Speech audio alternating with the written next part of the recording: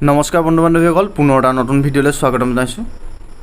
অসম চৰকাৰৰ আগন্তুক আহি থকা Assam police ADRE grade 3 grade 4 এক্সামবোৰৰ বাবে কেইটামান ইম্পৰ্টেণ্ট কুৱেশ্যন বাছি দিয়া হৈছে।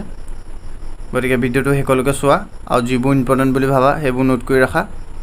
যদি ভিডিঅ'টো ভাল লাগে লগৰ বন্ধু বান্ধৱীসকলৰ লগত শ্বেয়াৰ কৰা। আজিৰ প্ৰথম কুৱেশ্যনটো হ'ল অসমৰ কোনখন জিলাত ধঁপাত নিষিদ্ধ হিচাপে ঘোষণা কৰা হৈছিল? অপশ্যন কেইটাৰ ভিতৰত শুদ্ধ উত্তৰটো হ'ল যোৰহাট জিলা। যোৰহাট জিলা অসমৰ সৰ্বপ্ৰথম ধঁপাত মুক্ত হিচাপে ঘোষণা কৰা হৈছিল। নেক্সট কুৱেশ্যনটো হ'ল দুধৰ আলি কোনে নিৰ্মাণ কৰিছিল? অপশ্যন কেইটাৰ ভিতৰত শুদ্ধ উত্তৰটো হ'ল গদাধৰ সিংহ। গদাধৰ সিংহই 1687 চনত দুধৰ আলি নিৰ্মাণ কৰিছিল আৰু এই পথৰ দৈৰ্ঘ্য হ'ল 185 কিলোমিটাৰ। নেক্সট কুৱেশ্যনটো হ'ল কোন চনত অসমত চাহগছ আৱিষ্কাৰ হৈছিল? অপশ্যন কেইটাৰ ভিতৰত শুদ্ধ উত্তৰটো হ'ল 1823 চনত ৰবাৰ্ট বুছে অসমত চাহগছ আৱিষ্কাৰ কৰিছিল। নেক্সট কুৱেশ্যনটো হ'ল ভাৰতৰ প্ৰথম অসমীয়া ৰাষ্ট্ৰপতি কোন আছিল? অপশ্যন কেইটাৰ ভিতৰত শুদ্ধ উত্তৰটো হ'ল ফখৰুদ্দিন আলি আহমেদ। ফখৰুদ্দিন আলি আহমেদে 1974 চনৰ পৰা 1977 চনলৈকে ভাৰতত ৰাষ্ট্ৰপতি হিচাপে কাৰ্যনিৰ্বাহ কৰিছিল। নেক্সট কুৱেশ্যনটো হ'ল গুৱাহাটী চাহ নিলাম কেন্দ্ৰ কোন চনত স্থাপন কৰা হৈছিল?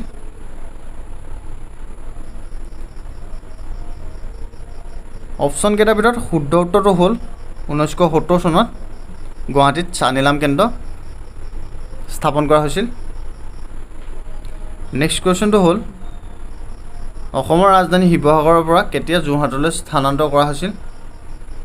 অপশ্যন কেইটাৰ ভিতৰত শুদ্ধ উত্তৰটো হ'ল 1794 চনত গৌৰীনাথ সিংহই শিৱসাগৰৰ পৰা যোৰহাটলৈ ৰাজধানী স্থানান্তৰ কৰিছিল। নেক্সট কুৱেশ্যনটো হ'ল ইংৰাজৰ বিৰুদ্ধে যুঁজ দিয়া প্ৰথম অসমীয়া কোন আছিল?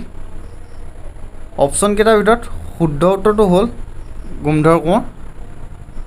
নেক্সট কুৱেশ্যনটো হ'ল 1930 চনত ঘূৰণীয়া মেজমেলত অসমৰ পৰা কোনে প্ৰতিনিধিত্ব কৰিছিল? অপশ্যন কেইটাৰ ভিতৰত শুদ্ধ উত্তৰটো হ'ল চন্দ্ৰধৰ বৰুৱাই 1930 চনত ঘূৰণীয়া মেজমেলৰ অসমৰ পৰা প্ৰতিনিধিত্ব কৰিছিল। নেক্সট কুৱেশ্যনটো হ'ল অসমৰ কোনে বিখ্যাত দাণ্ডি যাত্ৰাত ভাগ লৈছিল? অপশ্যন কেইটাৰ ভিতৰত শুদ্ধ উত্তৰটো হ'ল লীলাধৰ বৰুৱা। লীলাধৰ বৰুৱাই মহাত্মা গান্ধীৰ লগত দাণ্ডি যাত্ৰাত ভাগ লৈছিল। নেক্সট কুৱেশ্যনটো হ'ল বদন চন্দ্ৰ বৰফুকনক কোনে হত্যা কৰিছিল?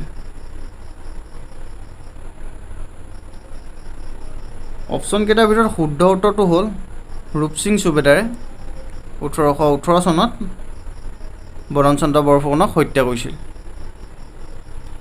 নেক্সট কুৱেশ্যনটো হ'ল শংকৰদেৱৰ কন্যাৰ নাম কি আছিল? অপশ্যন কেইটাৰ ভিতৰত শুদ্ধ উত্তৰটো হ'ল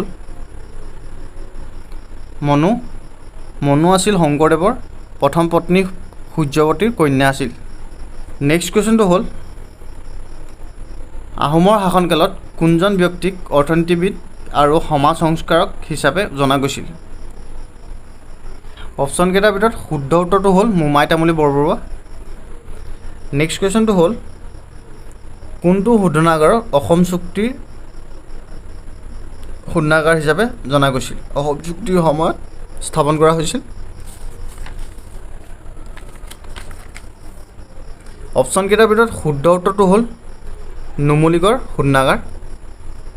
নেক্সট কুৱেশ্যনটো হ'ল তলৰ কোনকেইখন দেশে অসমৰ আন্তৰ্জাতিক সীমান্ত স্পৰ্শ কৰে?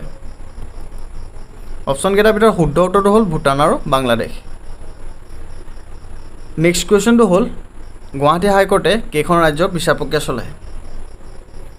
অপশ্যন কেইটাৰ ভিতৰত শুদ্ধ উত্তৰটো হ'ল 4খন ৰাজ্যৰ গুৱাহাটী হাইকোৰ্টে বিচাৰ প্ৰক্ৰিয়া চলায় আৰু সেইকেইখন হ'ল অসম, নাগালেণ্ড, অৰুণাচল, মিজোৰাম। নেক্সট কুৱেশ্যনটো হ'ল ভাৰতৰ সুপ্ৰিম কোৰ্টৰ প্ৰথম অসমীয়া ন্যায়াধীশ কোন আছিল? অপশ্যন কেইটাৰ ভিতৰত শুদ্ধ উত্তৰটো হ'ল পাৰ্বতী কুমাৰ গোস্বামী। নেক্সট কুৱেশ্যন অসমৰ প্ৰথম মহিলা মুখ্যমন্ত্ৰী কোন আছিল? অপশ্যনকেইটাৰ ভিতৰত শুদ্ধ উত্তৰটো হ'ল ছৈয়দা আনোৱাৰ তাইমুৰ। ছৈয়দা আনোৱাৰ তাইমুৰে 1980 চনৰ পৰা 1981 চনলৈকে মুখ্যমন্ত্ৰী হিচাপে কাৰ্যনিৰ্বাহ কৰিছিল। নেক্সট কুৱেশ্যন, অসমত সৰ্বমুঠ কেইখন ৰাষ্ট্ৰীয় উদ্যান আছে? অপশ্যনকেইটাৰ ভিতৰত শুদ্ধ উত্তৰটো হ'ল অসমত টোটেল 7খন ৰাষ্ট্ৰীয় উদ্যান আছে। নেক্সট কুৱেশ্যন, অসমৰ প্ৰথম চলচ্চিত্ৰ নিৰ্মাতা কোন আছিল? অপশ্যনকেইটাৰ ভিতৰত শুদ্ধ উত্তৰটো হ'ল জ্যোতিপ্ৰসাদ আগৰৱালা। জ্যোতিপ্ৰসাদ আগৰৱালাই 1935 চনত জয়মতী নিৰ্মাণ কৰিছিল আৰু সেইখনে আছিল অসমৰ প্ৰথম চলচ্চিত্ৰ। নেক্সট কুৱেশ্যন, পৰাগ অসমৰ কোন জনগোষ্ঠীয়ে উদযাপন কৰে? পৰাগ এটা উৎসৱ, এই উৎসৱ কৃষি কৰ্মৰ লগত জড়িত আৰু এই উৎসৱ মিচিং জনগোষ্ঠীয়ে উদযাপন কৰে। নেক্সট কুৱেশ্যন, প্ৰথম অসমীয়া ৰঙীন ছবিখনৰ নাম কি? অপশ্যনকেইটাৰ ভিতৰত শুদ্ধ উত্তৰটো হ'ল ভাইটি।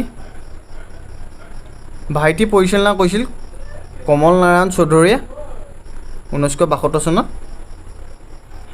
ৰাষ্ট্ৰীয় বঁটা বিজয়ী প্ৰথম অসমীয়া মহিলা কণ্ঠশিল্পী কোন? এই কুৱেশ্যনটো ইম্পৰ্টেণ্ট। অপশ্যনকেইটাৰ ভিতৰত শুদ্ধ উত্তৰটো হ'ল তৰালী শৰ্মা। আশা কৰোঁ ভিডিঅ'টো চাই ভাল পালা। পুনৰ এনেকুৱা নতুন নতুন ভিডিঅ'বিলাক পাই থাকিবলৈ প্লিজ চেনেলটো ছাবস্ক্ৰাইব কৰি লোৱা।